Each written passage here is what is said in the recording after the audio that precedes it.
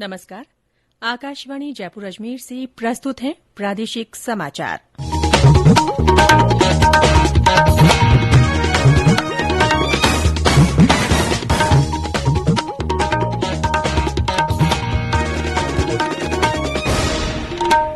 मुख्य समाचार। प्रदेश में बढ़ते कोविड संक्रमण को देखते हुए चिकित्सा विभाग ने नए दिशा निर्देश जारी किए। प्रति 10 लाख की आबादी पर न्यूनतम 500 नमूनों की जांच होगी। राज्य में इम्यूनिटी बूस्टर डोज के रूप में आयुष की दवाइयों का विशेष वितरण अभियान शुरू किया जाएगा। राजस्थान स्टेट ओपन स्कूल की 10वीं और 12वीं कक्षा के परीक्षा परिणाम आज एक साथ घोषित होंगे।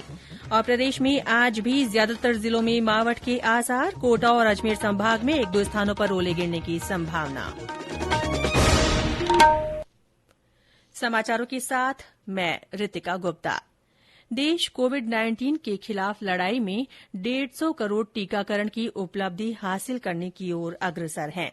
कोरोना के नए वेरिएंट के समाचारों ने चिंता को बढ़ा दिया है। इसीलिए हम अपने श्रोताओं से अपील करते हैं कि जल्दी ही दोनों टीके लगवाएं और अन्य लोगों को भी टीके लगवाने में सहायता करें। कृपया इन 3 आसान उपायों का पालन अवश्य करें। मास्क लगाएं, 2 गज की सुरक्षित दूरी बनाए रखें, हाथ और चेहरा साफ रखें। कोविड से संबंधित किसी भी जानकारी और मार्गदर्शन के लिए राष्ट्रीय हेल्पलाइन नंबर 1075 पर संपर्क करें। और अब समाचार विस्तार से। प्रदेश में कोविड के बढ़ते मामलों को देखते हुए चिकित्सा और स्वास्थ्य विभाग ने सभी जिला कलेक्टरों को नए दिशा निर्देश जारी किए हैं। विभाग के प्रमुख शासन सचिव की ओर से जारी दिशा निर्देशों में कोविड-19 टीकाकरण को बढ़ावा देने, आमजन में कोविड अनुरूप व्यवहार की सख्ती से पालना सुनिश्चित कराने और जिलों में चिकित्सा सुविधाओं के ढांचे को और मजबूत करने को कहा गया है। ब्यौरा हमारे संवाददाता से।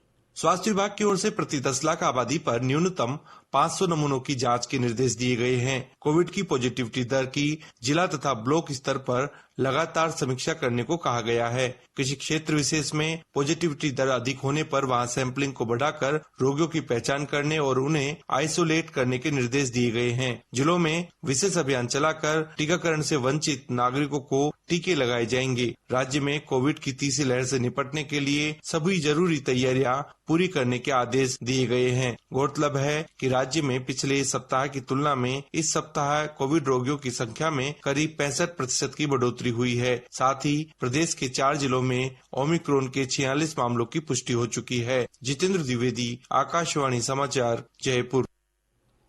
राज्य में इम्यूनिटी बूस्टर डोज के रूप में आयुष की दवाइयों का विशेष वितरण अभियान शुरू किया जाएगा।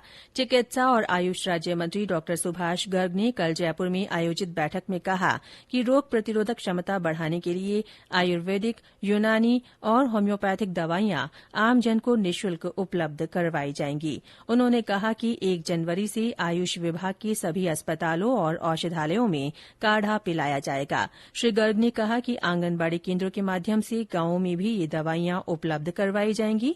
उन्होंने कहा कि अभियान में ग्रामीण क्षेत्रों, गरीब बस्तियों और मोहल्लों को प्राथमिकता दी जाएगी। साथ ही स्कूल शुरू होने के बाद स्कूल के बच्चों को भी बूस्टर डोज देने में प्राथमिकता दी जाएगी।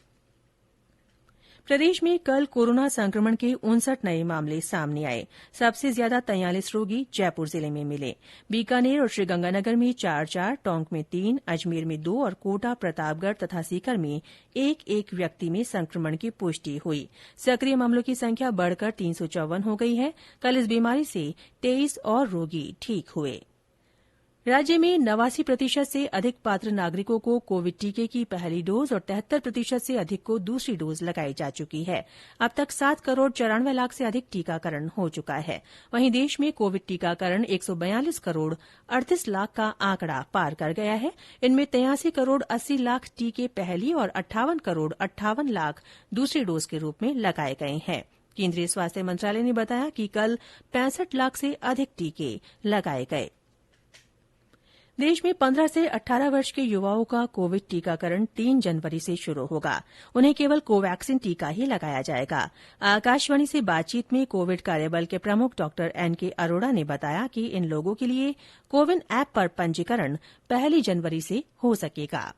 कोवैक्सीन नाम की वैक्सीन जो उपलब्ध है वो लगाई जाएगी और हर वैक्सीन की 2 डोजेज हैं। पहली वैक्सीन और दूसरी डोज के बीच में 4 हफ्ते का अंतराल रहेगा और कोशिश की जाएगी कि हर बच्चे को जल्दी से जल्दी ये वैक्सीन लगा दी जाए। सीनियर सिटीजन जो 60 साल से ऊपर हैं, उनको अगर कुछ कोमॉर्बिडिटीज यानी कि दूसरी बीमारियां हैं, जैसे डायबिटीज है, ब्लड प्रेशर है, किसी को कैंसर है, किसी को ट्रांसप्लांट है, उनको भी जो तीसरी डोज जिसको लगानी है वो वही वैक्सीन लगाई जाएगी जो उनको पहले लगी थी। यहाँ पर ये जरूरी है कि दूसरी डोज इन बुजुर्गों में जो लगी थी और अब जो तीसरी डोज लगनी है उसका अंतराल कम से कम 9 महीने होना चाहिए। ये समाचार आकाशवाणी जयपुर अजमेर से प्रसारित किए जा रहे हैं। समाचार अभी और भी हैं, उससे पहले कोरोना जागरूकता संदेश। चलो मिलकर एक शुरुआत करें, चलो एक फैसला आज करें, मास्क नहीं तो टोकेंगे, कोरोना को रोकेंगे, चलो एक इरादा करते हैं, चलो कुछ वादा करते हैं, मास्क नहीं तो टोकेंगे, कोरोना को रोकेंगे। प्रादेशिक समाचारों में फिर से आपका स्वागत है। राजस्थान स्टेट ओपन स्कूल की कक्षा 10वीं और 12वीं के परीक्षा परिणाम आज घोषित किए जाएंगे। शिक्षा मंत्री डॉ बीडी कल्ला जयपुर के शिक्षा संकुल में एक कार्यक्रम में परिणाम घोषित करेंगे। कक्षा 10 की परीक्षा के लिए लगभग 90,000 और 12वीं की परीक्षा के लिए लगभग 67,000 विद्यार्थी पंजीकृत थे। गौरतलब है कि राजस्थान स्टेट ओपन स्कूल के इतिहास में यह पहली बार है कि 10वीं और 12वीं के परिणाम एक साथ घोषित किए जा रहे हैं। प्रधानमंत्री नरेंद्र मोदी का विद्यार्थियों के साथ संवाद कार्यक्रम परीक्षा पे चर्चा के लिए पंजीकरण आज से शुरू हो रहा है। श्री मोदी इस कार्यक्रम में परीक्षा को लेकर बच्चों का तनाव दूर करने का प्रयास करते हैं। विद्यार्थी mygov.in पर पंजीकरण करा सकते हैं। ये पंजीकरण 20 जनवरी तक किए जाएंगे।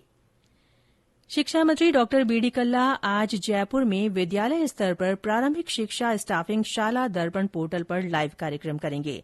स्कूलों में उचित छात्र शिक्षक अनुपात निर्धारित करने के लिए इस कार्यक्रम की शुरूआत की जा रही है। स्टाफिंग पुनः निर्धारण से प्रारंभिक शिक्षा विभाग में हजारों नए पद सृजित होने की संभावना है। गौरतलब है कि पिछले 2 सालों में सरकारी विद्यालयों में प्रारंभिक शिक्षा में 5 लाख से ज्यादा नए नामांकन हुए हैं। प्रधानमंत्री नरेंद्र मोदी आज कानपुर में मेट्रो रेल परियोजना के पूरे हो चुके खंड का उद्घाटन करेंगे। प्रधानमंत्री बीना पन की मल्टी प्रोडक्ट पाइपलाइन परियोजना का भी उद्घाटन करेंगे। इससे पहले श्री मोदी आईआईटी कानपुर के 54वें दीक्षांत समारोह में शामिल होंगे। श्रीगंगानगर में साधोवाली सैन्य छावनी में कल शाम नग्गी युद्ध विजय की 50वीं वर्षगांठ के अवसर पर सुदर्शन चक्र डिवीजन की ओर से सांस्कृतिक प्रस्तुतियां दी गई। आर्मी बैंड ने भावपूर्ण प्रदर्शन किया। इस दौरान युद्ध के वीर शहीदों को श्रद्धांजलि दी गई। कई पूर्व सैनिकों और उनके परिजनों को सम्मानित किया गया। गौरतलब है कि वर्ष 1971 के भारत पाक युद्ध में 16 दिसंबर को युद्ध विराम की घोषणा के बाद सीमांत गांव नग्गी में पाकिस्तान ने 25-26 दिसंबर को कब्जा कर लिया था। इसके बाद पश्चिमी मोर्चे के साथ एक युद्ध में भारतीय सेना ने पाकिस्तान के प्रयास को विफल कर दिया था। प्रदेश में मावठ के बाद कोहरे और तेज सर्दी का असर बना हुआ है। सवाईमाधोपुर और झालावाड़ जिले में कल देर रात शुरू हुआ हल्की बारिश का दौर आज भी जारी है। जयपुर, करौली, सिरोही और धौलपुर में आज बूंदाबांदी हो रही है।